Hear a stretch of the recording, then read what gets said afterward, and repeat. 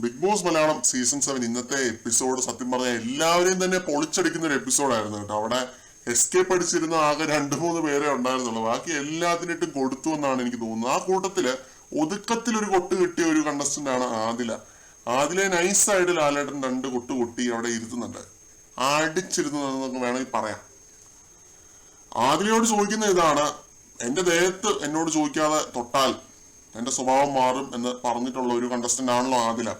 അപ്പൊ അങ്ങനെയുള്ള ആദില എന്തുകൊണ്ട് ഷാനവാസ് ദേഹത്ത് തൊട്ടപ്പോ അല്ലെങ്കിൽ അടിച്ചപ്പോ റിയാക്ട് ചെയ്തില്ല എന്നുള്ളൊരു കാര്യമാണ്. പിന്നെ അതിലൂടെ പറയുന്നുണ്ട്, ഞാൻ വീഡിയോ വേണേ കാണിച്ചു തരാം എന്ന് പറയുന്നത്. വേണമെങ്കിൽ കാണിക്കാന്ന് ആദില എന്തോ തറതല പോലെ പറയുന്ന സമയത്ത് ലാലേട്ടൻ ചൂടാവുന്നുണ്ട്. അങ്ങനെ വേണമെങ്കിൽ കാണിക്കാന്നൊക്കെയാണോ പറയുന്നത് എന്നുള്ള രീതിയിൽ ലാലേട്ടൻ ചൂടാവുന്നുണ്ട് ആദിലയുടെ അടുത്ത്.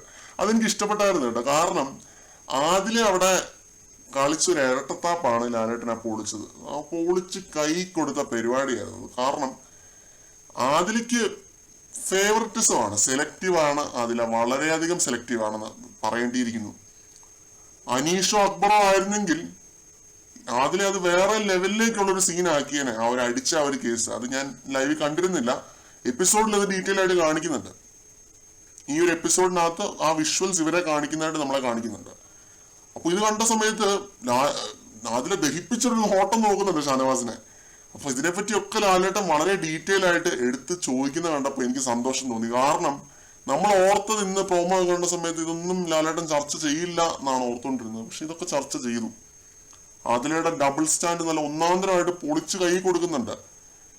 പച്ചയ്ക്ക് തന്നെ ലാലേട്ടൻ പറയുന്നുണ്ട്, അക്ബറും അനീഷും ഒക്കെ വല്ലോ ഇതിങ്ങനെ വല്ല അതിലെടുത്ത് ചെയ്യുമായിരുന്നെങ്കിൽ അതിൽ ഈ രീതിയിലല്ലായിരുന്നു പെരുമാറുന്നത് എന്ന് പറയുന്നുണ്ട്. അപ്പൊ അതിൽ പറയുന്ന ആ ഒരു സ്പേസ് ഷാനവാസിന് കൊടുത്തിട്ടുള്ളത് കൊണ്ട് ഞാനത് വിഷുവാക്കാതിരുന്നതാണ്.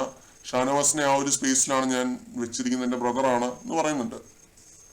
അപ്പോ നൂറയാണെങ്കിലും അനുമോളാണെങ്കിലും ഞാൻ ഇങ്ങനെ ഒരു ഇഷ്യൂ ഉണ്ടാക്കില്ല എന്ന് അതിൽ പറയുന്നുണ്ട്.